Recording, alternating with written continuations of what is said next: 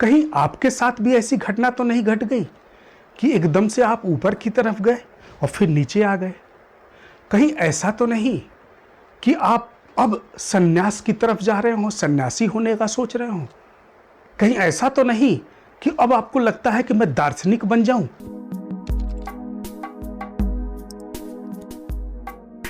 नमस्कार दर्शकों, स्वागत है आपका एस्ट्रो वास्तु विजन के चैनल पर। मैं आपका वेल विशर शुभ चिंतक इंजीनियर अरुण मिश्र।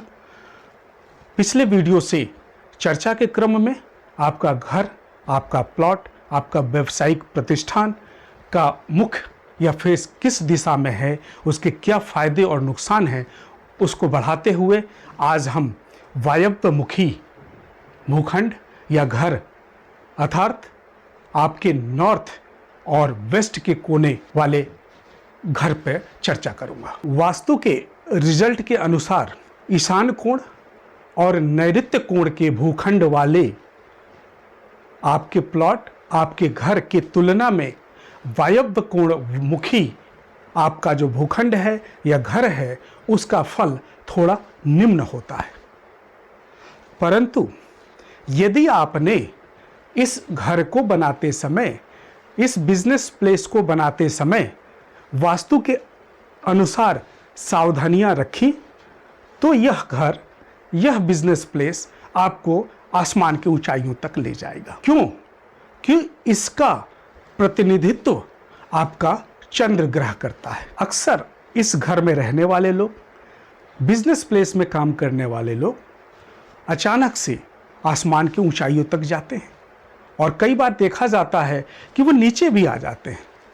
तो आप देखेंगे कि उनकी कुंडली का एनालिसिस अगर आप करें तो चंद्रमा अक्सर पक्ष बल से कमजोर होता है और कई बार उनके कुंडली में केमद्रुम योग का भी योग देखा जाता है। और गहराई से एनालिसिस करें तो जिस घर में रह रहे हैं उसमें निश्चित रूप से वास्तु दोष भी होता है। वायव्यमुखी भूखंड और घर के सबसे पहले आप दिशा निर्धारण कर लें, अपने प्लॉट का सेंटर निकालें और सेंटर से मैग्नेटिक नॉर्थ निकालने के बाद प्लॉट के सेंटर से सामने की तरफ जो लाइन ड्रॉ होगी वह 292.5 डिग्री से लेकर के 337.5 डिग्री के बीच का जो हिस्सा होगा वो वायव्यमुखी होगा।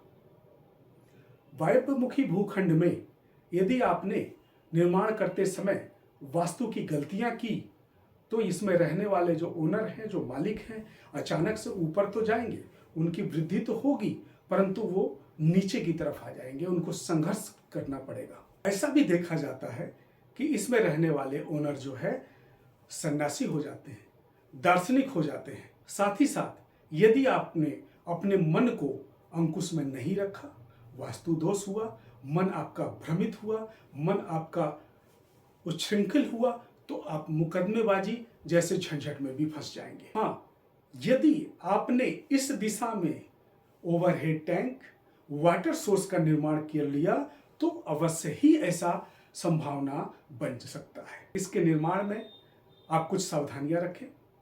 सबसे पहले बाउंड्री बनाते वक्त नैऋत्य की तरफ और पश्चिम की तरफ ऊंचा रखें और ईशान की तरफ अपने बाउंड्री को नीचा रखें। इसमें जब आप फ्लोर का निर्माण करें, फर्श का निर्माण करें, तो ईशान, उत्तर और पूरब की तरफ के फर्श को नीचा बनाएं।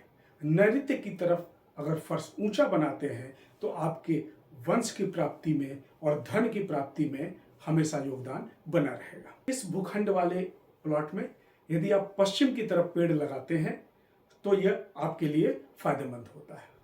अक्सर यह भी देखा गया है कि वायव्यमुखी जो घर है उसमें रहने वाले लड़कियों का प्रेम विवाह होने का योग बन जाता है। इस वायव्यमुखी भूखंड पर घर बनाते समय आप जो है बेडरूम, शयन कक्ष को इस वायव्य कोण फ्रंट की तरफ न बनाएं, क्योंकि अगर यहाँ आप बेडरूम बनाते हैं तो संभावना रहती है कि आपका घर किसी दूसरे के हाथ में चला जाता है।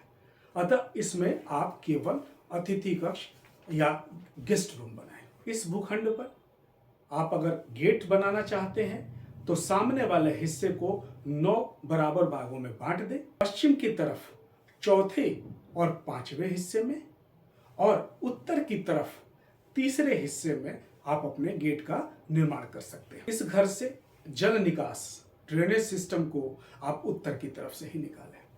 अगर किसी कारण से यह संभव नहीं हो पाता है तो आप अन्य दिशा से भी निकालें, तो जल को बाहर निकालते वक्त हमेशा उत्तर की तरफ से ही ले जाएं। यदि आपकी इच्छा है, आप चाहते हैं कि प्रवास के समय बाहर जब आप यात्रा पर हों, बाहर नौकरी पर हों और वहां अधिक समय नहीं रहना चाहते हैं, अपने निवास स्थान अपने घर में आना चाहते हैं, तो वहां पर आप किराए पर जब भी घर लें तो वायव्यमुखी घर को सेलेक्ट करें, उसमें रहें, तो आप अतिशीघ्र अपने नेटिव प्लेस पर आ सकते हैं। धन्यवाद।